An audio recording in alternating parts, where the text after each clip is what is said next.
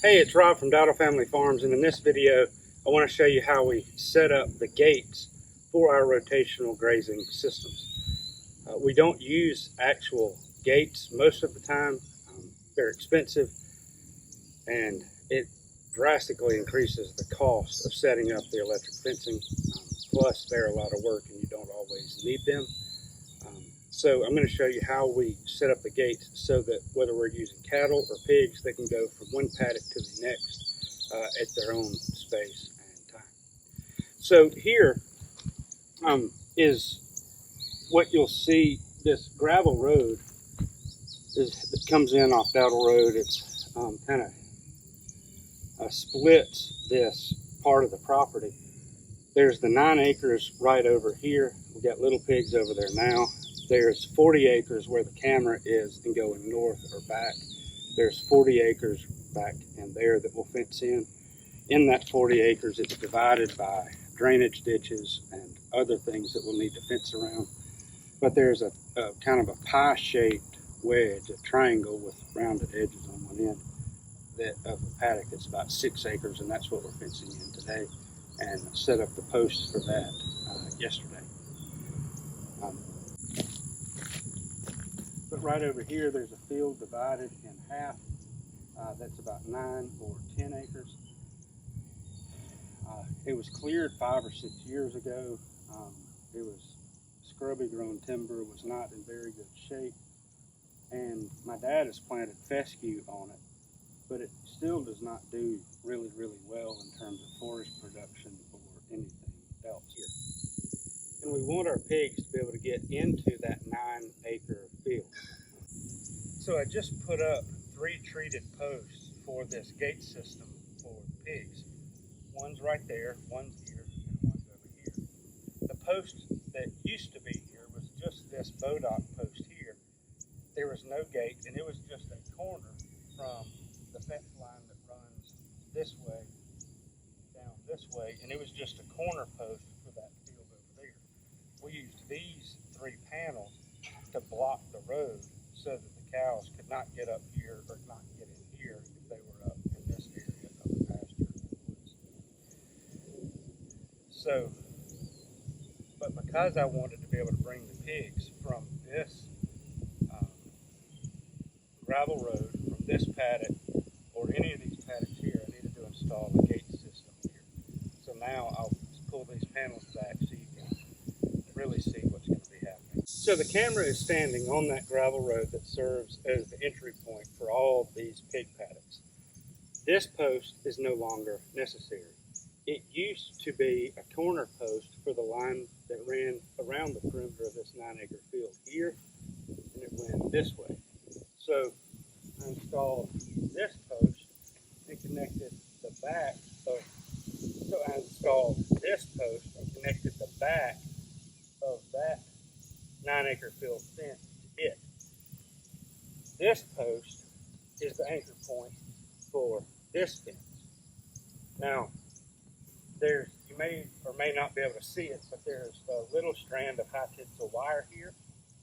It carries the current, and when we're trying to keep cattle out of this area, which is what I'm trying to do now, I've got this high tensile wire set up, and I can easily just disconnect it by hand over there, pull it on this side, and allow cattle to come through here if I want to.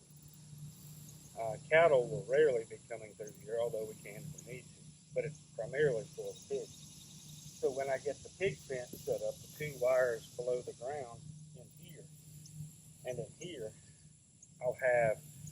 I'll be able to bring pigs from the gravel road that's there back into this pasture.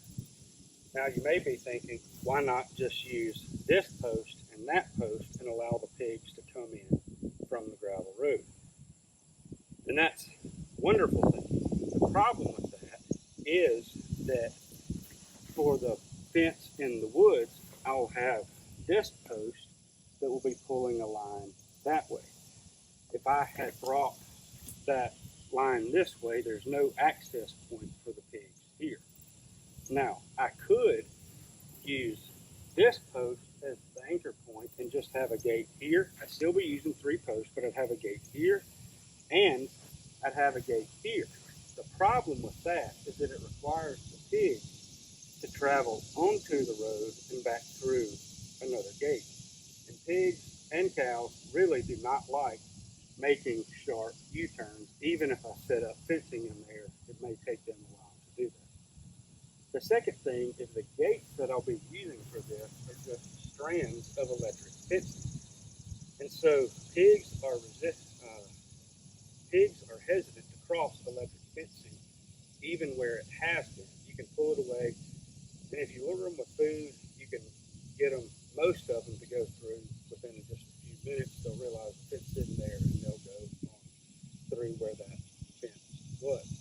However, there's usually a handful of them that are reluctant to cross where that electric fence line was.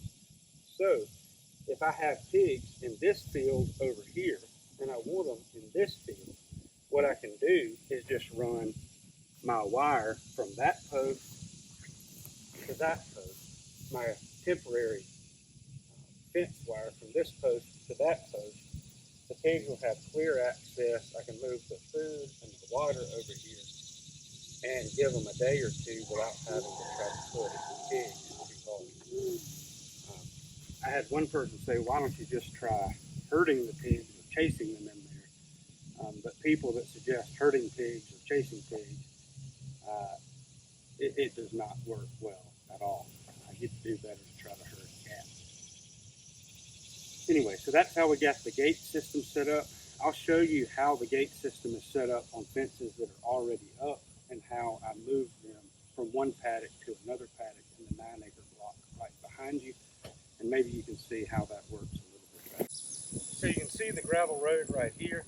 The camera's just on the other side of that. So if we have pigs or animals or equipment, whatever is coming in from the gravel road, can easily get into either paddock. Now, when we brought this group of pigs, they're feeding, so hopefully they'll be quiet for a few minutes, but we can bring them down the gravel road, and we just turned them loose in this paddock here. Now, this is just a movable gate that we use if we need to in loading or unloading pigs to kind of create a gap. But we drop the pigs off in this paddock. So we have access from the road right here with either paddock. Now, there is a wire, it's not connected right now, but I have a wire on this line that connects this post to that post so that once the pigs get in there, they stay in there. Right now, the pigs are over in this paddock, and there are these two thin wires. It's like a 16 gauge wire, easy to move, easy to handle, not a big deal. And that's what's keeping the pigs out of this area. All I've got to do is disconnect the fence. If I need to, I can do it hot with an insulated pair of pliers. But inevitably I get shocked and prefer to avoid that if I can. So when I got ready to move the pigs from this paddock to this paddock, all I did was stretch that wire from that post to that post and started feeding the pigs over here, and they all came the same day.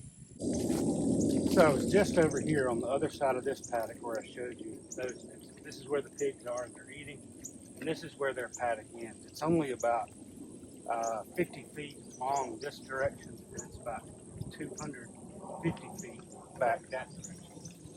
But there's a post right there that terminates, and I have 2 wires here, so when I'm ready to move the pigs to the next paddock over, all I've got to do is pull these 2 wires back and start feeding the pigs over here, and we can move them without getting them in the road and allow them to take their time to move.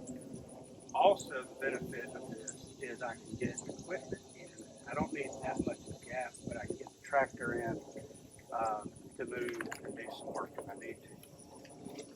You may have noticed, but over here we have a lot of trees that are down. Those are trees that were kind of thinning out. They need to be cleaned up, and so